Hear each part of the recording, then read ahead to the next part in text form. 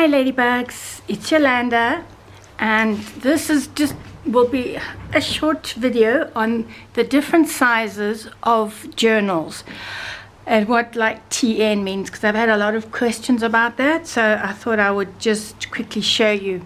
Now this pile here is all different sizes of journals. Let me just see if I can make this go. Oop.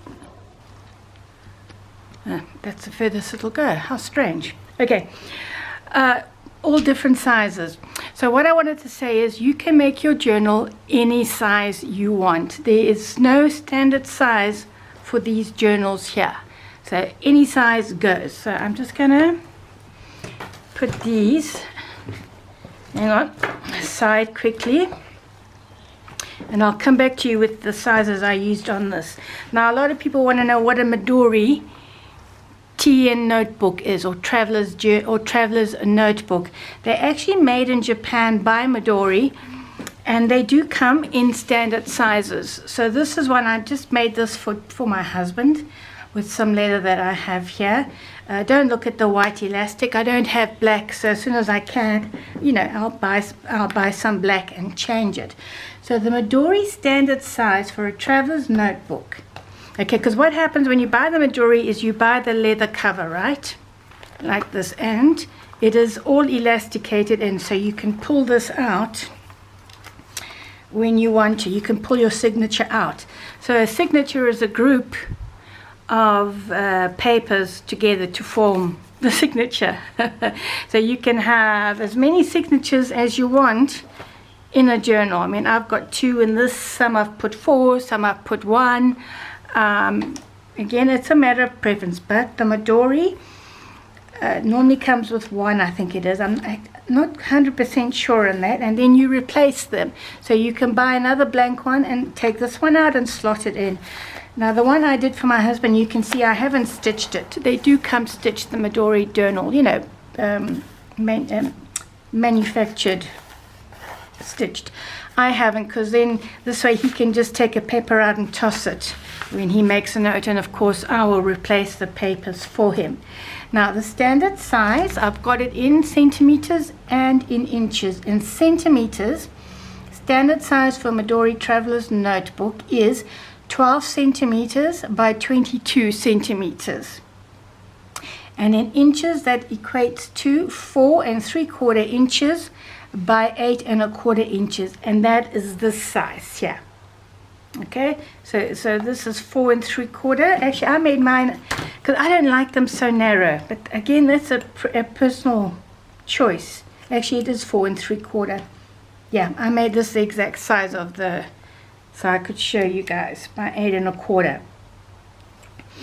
And then there is another size that comes in the Midori Traveler's Notebook, and that is a smaller size, which is a passport size, and those measurements are 10 centimeters by 13.5 centimeters, and in inches that is 4 inches by 5 1/8. Okay, I haven't made one to show you, but those are the measurements. Okay, so when we talk about a traveler's notebook, it's generally the elasticated type. Okay, that's what a traveler's notebook is. And then we come to journals, and of course these, I used to machine stitch them, but I don't do that anymore because I find the paper tears so easily unless you make a very thin signature, and I don't like to make very thin signatures. This one only has 1 signature, and the size on this, like I said, you make it whatever size you want. This one happens to be 7.5. It's also a very nice size. It's compact and easily slips into a bag by 4 3/4. Okay, and this is a journal because it is stitched into place, whereas the traveler's notebook is the elasticated version. Okay, so that's your, then you hear often talking about A4. This is your A4 piece of paper. This is coffee dyed. This is what's known as copy paper, typing paper, or bond paper, and that comes in your standard A4 size. Then when you fold it in half, it now becomes A5. So most journal, well, not most, again, you know, everyone's different. So when they talk about, or when we talk about an A5 journal, this is what we mean. It's just the A4 folded in half to make A5. Like this one. See, this, my boho journal is a A5 journal. Okay, and then the spine on these, well, that just depends on your pages. And as you can see in that, I have 3 signatures. So each one of these, the papers that are stitched together, is a signature. And usually when we count our pages, we count them back to front, because you can write on the back or stick photographs on the front, I mean, and then of course you've got the back part. So, and then you double it, and that's how many pages you have in your journal. And a lot of digi kits do come in this sort of Midori style journal size, you know, the papers. Like this one I made was a design team, and this one happens to be 7 1/4 by, let me measure on the inside, and this one you can see I stitched together, but I'm not 100%. Can you see what I find happens? Or maybe I made this too thick, or when you start embellishing your pages, you know, it comes thick and then this kind of breaks. So I won't be doing stitched in journals anymore. I prefer my pamphlet stitch, and I do have a tutorial on the 5-stitch pamphlet, and you can also do the 3-stitch. So this one measures, let's have a look, 4 3/4. So size, anything goes for journals. Whatever you happen to be working with, whatever size papers you happen to have. Even there's no standard size for spines. It just depends on how big you want to make your journals, or how much you've embellished the pages so that they open up. So this one is almost 6 inches. It's like 5 3/4 and 8 and a half. And this is my Londoners Calling journal.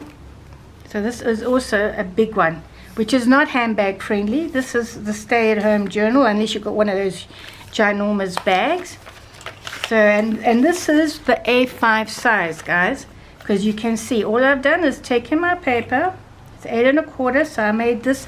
This comes a bit, it works out a bit longer because of the fabric, you know, if you measure edge to edge. But this is your A5 journal. And this one, did I show you this one? Yeah, no, this one here. Again, what size is this? It's the same. It's 8 by, I prefer to measure, okay, let's measure it this way, by 5. I like this size. I do like the size, because you know what, if you want to put a photographs in, you don't have to crop them tiny as you would have to do. Well, you don't do it tiny in here, but you know what I mean. You would have to put a sort of photograph there if you wanted. And let's put that way. And then I've got this little one. And here I made the classic mistake. Well, it's not a mistake, you know, it depends on what you want to do, really. It's only one signature, so it kind of makes the book, okay, this has been closed, gape too much, if you know what I mean. So it tends to sit open, because it's been tied, it's kind of gone into place. But this is a gorgeous little tiny size as well that I like, and this is 6 1/2 by 4 3/4. But you know, I've seen ladies, and I'm sure you guys have as well, make tiny little ones, and it all just goes. And this I made with cardstock, and you can see the little pages. Sometimes you also have leftover pages if you're making them, if you're going to cut, say, and you're going to make your narrow one. And then you've got extra pages or extra paper, and you can use that instead of throwing the paper away to put in your tiny weeny journals. You know? So this would have been better split into 2 signatures rather than just one. Can you see that? Yeah, so now, you know, it's a learning process as you go along. It's better to split. Usually in one signature, again, how many pages you put in there is up to you. I generally put between 10 to 12, which means reading 10 to 12 pages folded in half. So counting back to front, that's 24. So that makes 48 pages altogether in one signature. But generally 10 to 12. And I have put more as well. Yeah, whatever suits your fancy, that is what goes for you. But if you have any questions, just put them down in the comments. One more thing I want to say about making journals. You can use anything you want for the cover. Unfortunately, I don't have samples. I didn't think about that before I got everything together to show you. But you can use chipboard, you can use cereal boxes, you can use cardstock, you can just use ordinary paper, but thick. I would use the thicker scrapbook paper. You know, I use a lot of scrapbook paper and digikits in my journals. Do I have one with scrapbook paper?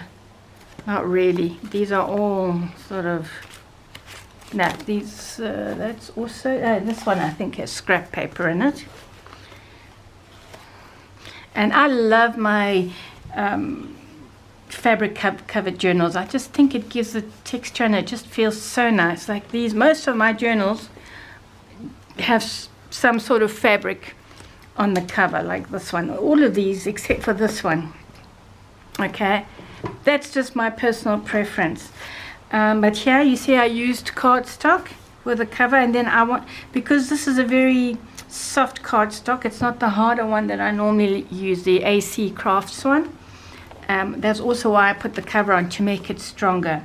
Normally, but maybe I'll just do a separate video on covers. I think that would be a better thing, and then I can show you maybe. I do have one tutorial already on a hardcover, so you can just go and look that one up.